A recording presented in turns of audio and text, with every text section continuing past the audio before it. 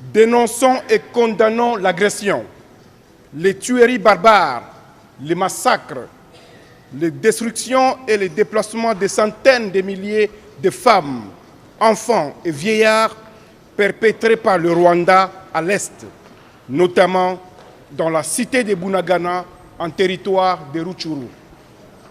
Aujourd'hui, plus que jamais, nous prenons conscience de l'extrême gravité du désastre humanitaire qui sévit en République démocratique du Congo, notre pays.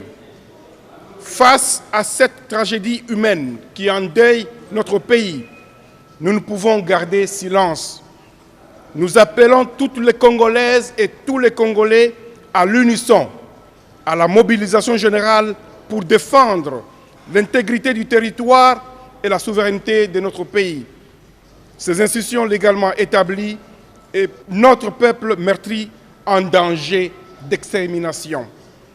La persistance des atrocités que fait subir le Rwanda et ses complices à nos populations, en violation flagrante des principes fondamentaux du droit international affirmé par la Charte de l'ONU et l'acte constitutif de l'Union africaine sous le regard indifférent de la communauté internationale est intolérable.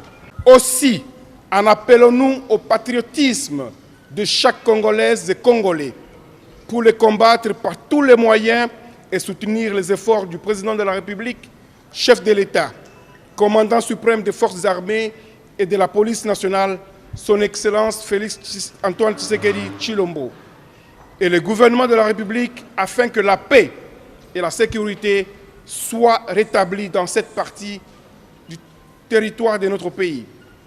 C'est ici l'occasion pour nous d'apporter notre soutien inconditionnel à nos forces armées et à la police nationale engagées actuellement au front pour la paix, la sécurité et la défense de l'intégrité territoriale de la République démocratique du Congo.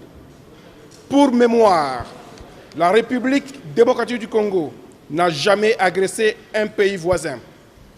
Rien donc de factuel ni de juridique ne peut expliquer ou justifier l'agression du Rwanda contre notre pays.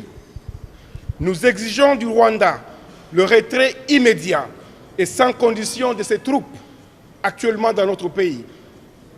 Nous invitons les partenaires de la République démocratique du Congo à appuyer nos efforts pour éradiquer les groupes armés terroristes étrangers et locaux qui sèment la terreur et la désolation sur notre territoire. De même, nous demandons aux Nations Unies de trouver des lieux d'asile alternatifs aux étrangers accueillis et de bonne foi par la République démocratique du Congo sur notre territoire et qui, par la suite, se sont transformés en bourreaux contre son peuple. Peuple congolais, face à l'irrépressible volonté du Rwanda d'entretenir l'instabilité à l'est de notre pays, pour des raisons hégémoniques, notre détermination reste totale et nous vaincrons. C'est donc avec notre appui sincère et notre loyal accompagnement que le président de la République